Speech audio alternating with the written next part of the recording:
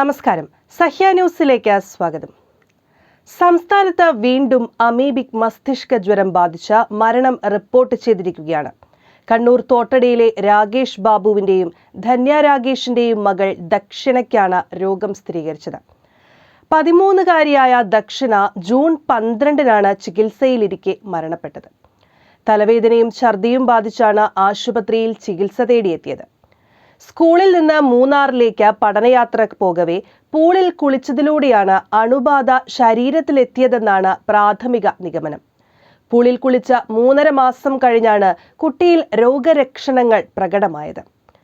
സാധാരണ അമീബ ശരീരത്തിൽ പ്രവേശിച്ച 5 ദിവസം കൊണ്ട് രോഗലക്ഷണങ്ങൾ കാണാറുണ്ട്. ഇക്കഴിഞ്ഞ മെയിൽ തിരൂരങ്ങാടി സ്വദേശിയായ 5 വയസ്സുകാരിയും അമീബിക് മസ്തിഷ്ക ജ്വരം ബാധിച്ച് മരണപ്പെട്ടിരുന്നു. പനിയും തലവേദനയും ഛർദിയും ഉണ്ടായതിനെ തുടർന്ന് നടത്തിയ പരിശോധനയിലാണ് രോഗം സ്ഥിരീകരിച്ചത്. ഇതിനു മുൻപ് സംസ്ഥാനത്ത് 6 പേർക്കാണ് രോഗം ബാധിച്ചത്.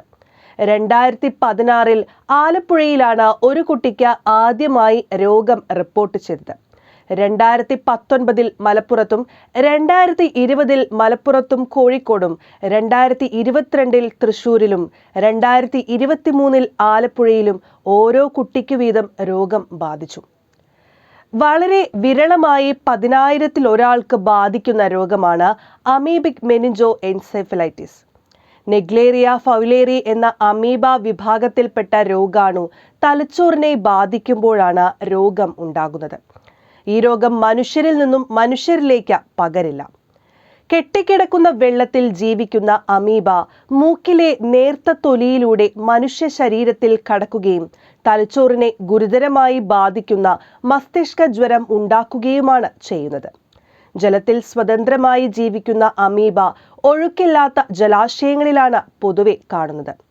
നീർച്ചാലിലോ കുളത്തിലോ കുളിക്കുന്നത് വഴി അമീബ വിഭാഗത്തിൽപ്പെട്ട രോഗാണുക്കൾ മൂക്കിലെ നേർത്ത തൊലിയിലൂടെ മനുഷ്യന്റെ ശരീരത്തിൽ കടക്കുകയും തലച്ചോറിനെ ഗുരുതരമായി ബാധിക്കുകയും എൻസെഫലൈറ്റിസ് ഉണ്ടാക്കാനിടയാക്കുകയും ചെയ്യുന്നു. കെട്ടിക്കിടക്കുന്നതോ വൃത്തിയില്ലാത്തതോ ആയ വെള്ളത്തിൽ കുളിക്കുക, മൂക്കിലൂടെ വെള്ളമൊഴിക്കുക തുടങ്ങിയവയിലൂടെയാണ് അമീബ ശരീരത്തിലെത്തുന്നത്. ആയതിനാൽ കെട്ടിക്കിടക്കുന്ന വെള്ളത്തിലോ നീർച്ചാലിലോ കുളിക്കാതിരിക്കുക, മൂക്കിലേക്ക് വെള്ളം ഒഴിക്കാതിരിക്കുക എന്നിവയിലൂടെ രോഗം വരാതെ നോക്കാം.